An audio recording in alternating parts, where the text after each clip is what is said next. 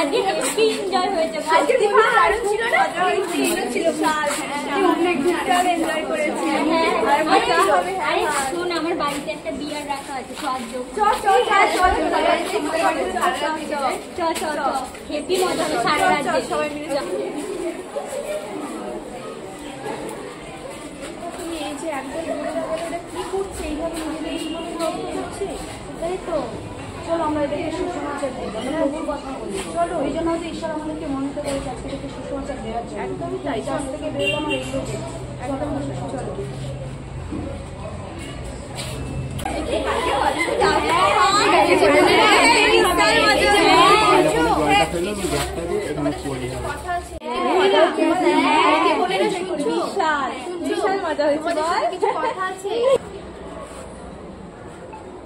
এই যে বোনেরা শুনছো, তোমাদের সাথে কিছু কথা আছে। কে আপনি? কি হয়েছে বলুন। তোমরা কি করো, কিসে করো তোমরা? আমরা কলেজে পড়ি। সুন্দর জীবনটাকে এইভাবে নষ্ট কেন করছো? আমরা করতেই পারি না বলছি। ঈশ্বর তোমাদের এত সুন্দর জীবন দিয়েছে, তোমরা এইভাবে নষ্ট করছো। আমরা ঈশ্বরকে চিনি না, আমরা কি ঈশ্বর জানি না। আমরা যিশুর সন্তান, আমরা যিশু মিশু কাউকে চিনি না। আমরা শুধু মানি না। দেখুন আপনারা এটা কিন্তু ঠিক করছেন, এটা কিন্তু ভুল করছেন। আমরা ঠিকই করছি, আমরা ঠিকই করছি, আমাদের ইচ্ছা, আমরা যা ইচ্ছা করতে পারি। এটা ঠিক করছো না, এটা কিন্তু তোমরা ভুল করছো। বাহিনীগণের সদাপ্রভু কিন্তু তোমাদেরকে দেখছে। আমরা কোনো বাহিনীগণের সদাপ্রভুকে চিনি না। বলতে আসবেন না আমাদের। একটা সময় তোমরা আমাদেরকে খুঁজবে। আমরা জানি যিশুকে ভয় করো তোমরা। এত সুন্দর জীবন তোমরা নষ্ট করছো। এই তোমরা পাগল নাকি? তখন থেকে বকে যাচ্ছে, যাও তো এখান থেকে। আজকে একটা মুভি দেখে আসি। হে প্রভু, এরা জানে না এরা কি করছে, তুমি এদেরকে ক্ষমা করো পিতা। এরা বুঝছে না প্রভু, এদের মন পরিবর্তন করো প্রভু। ইয়েস পিতা, আমেন।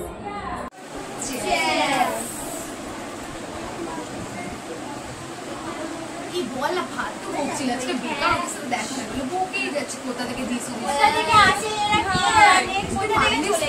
ধাক্কা কেন দিলি? মারতে পারছি সত্যি আচ্ছা করে দাঁড়ায় কোথা থেকে কি সব মারতে হতো। ঠিকই বলেছি, কোথা থেকে জ্ঞান দিতে চলে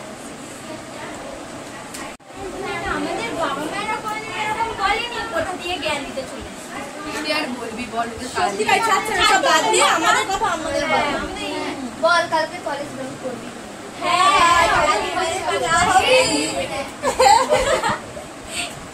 কোনখানে যাবি বল? কোথায় গেল? আই নক্স।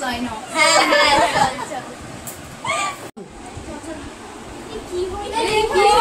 তুই আর কলেজে যাচ্ছিস না? দেখাই পাচ্ছি না। কি হয়েছে? কি ও জানবি?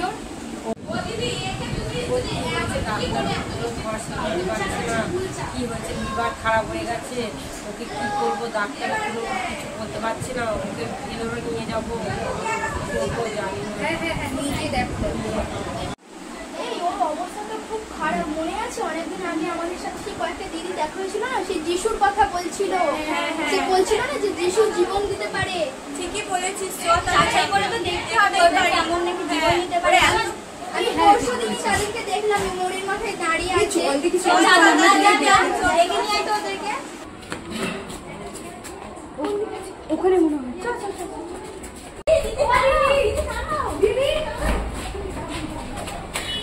দিদি, হ্যাঁ বলো, কি হয়েছে? বলছি তুমি সেদিন বলছিলে না যে যিশু নাকি জীবন দিতে পারে, যিশু নাকি মানুষকে জীবিত করতে পারে। আমার এই বন্ধুটা না সত্যি খুব অসুস্থ, তোমরা কি যেতে পারবে? তোমরা গিয়ে কি একটু ওকে প্রার্থনা করে দিতে পারবে? যদি ও সুস্থ হয় তাহলে আমরা এখানে বলছি আমরা যিশুতেই থাকবো। তোমরা একটু চলো না দিদি। যিশুর জন্য জীবনও দিয়ে দিতে পারি। অবশ্যই, আমাদের ঈশ্বর মহান, আমাদের ঈশ্বর সবকিছু করতে পারে। চলো, কোথায় তোমার বন্ধু?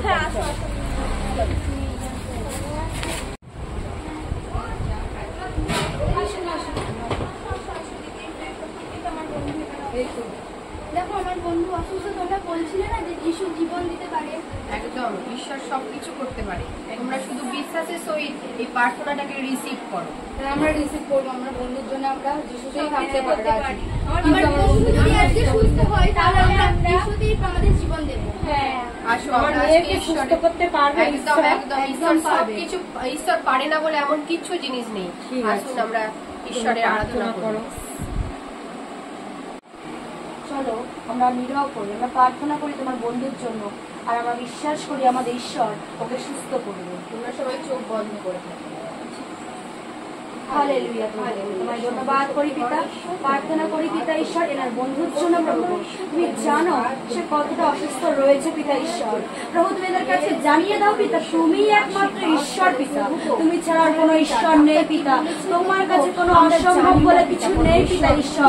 তুমি জানোকে যেমন জীবিত করেছিল পিতা, এই মনে যা কিছু সমস্যা রয়েছে পিতা, যা কিছু কষ্ট হচ্ছে পিতা, যিশুর নামে প্রভু আজকে প্রভু আমরা দূর করলাম যিশুর নামে প্রভু। এদের বিশ্বাসে এবং তোমার আশীর্বাদে এই বোনকে সুস্থ হয়ে পিতা পরমেশ্বর, পিতা পরমেশ্বর, তোমার মিরাকেল তুমি দেখাও পিতা পরমেশ্বর। এতগুলো প্রাণ প্রভু গো তোমার কাছে সমর্পণ করবে পিতা পরমেশ্বর, তুমি তোমার মিরাকেল দেখাও পিতা পরমেশ্বর। এই বোনকে তুমি আশীর্বাদ করো প্রভু গো, এই জন্য এক্ষুনি সুস্থ হয়ে তোমার সামনে নত হয় পিতা পরমেশ্বর। এরা প্রত্যেকে বলছে প্রভু গো তারা মন্দ থেকে বেরিয়ে আসবে পিতা পরমেশ্বর, তুমি আশীর্বাদ করো প্রভু গো, এদেরকে আশীর্বাদ করে বোনকে তুমি সুস্থ করো পিতা পরমেশ্বর। ডাক্তার কি বলেছে প্রভু আমরা জানি না পিতা, আমরা বিশ্বাস করি তুমি ডাক্তারেরও ডাক্তার প্রভু গো, তুমি রাজাদেরও রাজা প্রভু গো। আমেন। টাচ করো পিতা পরমেশ্বর। আমেন।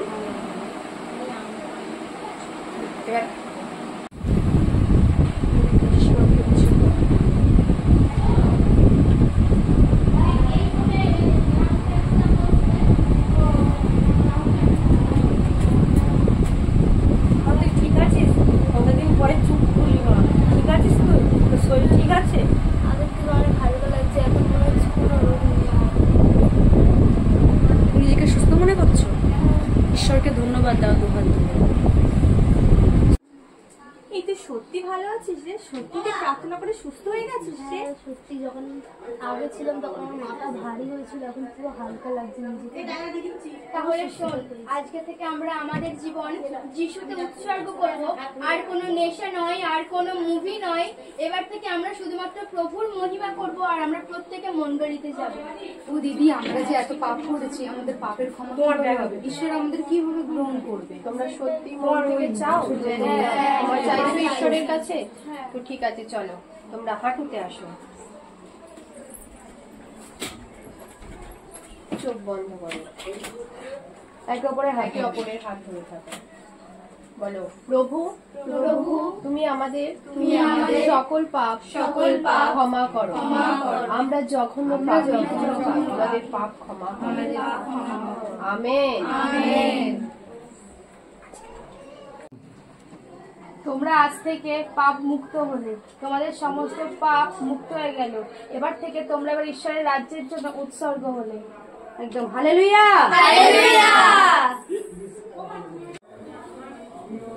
সবাইকে জয় যিশু। দেখলেন তো আজকে এই ভিডিওর মাধ্যমে ঈশ্বর কিরম ভাবে কাজ করেছে। তাই ঈশ্বর দেখলেন তো জাগতিকতা থেকে কিভাবে আধ্যাত্মিক জীবনে নিয়ে আসতে পারে, কিভাবে মানুষকে পরিবর্তন করতে পারে। তাই আপনাদের বাড়িতে যদি কোনো ছোট ছোট ছেলেমেয়েরা থাকে, তারাও যদি এরকম নোংরা পথে এগিয়ে যাচ্ছে, তাহলে আপনারাও তাদেরকে মণ্ডলীতে নিয়ে আসুন এবং আপনারাও আসুন, ঈশ্বর তাদেরকেও পরিবর্তন করবে।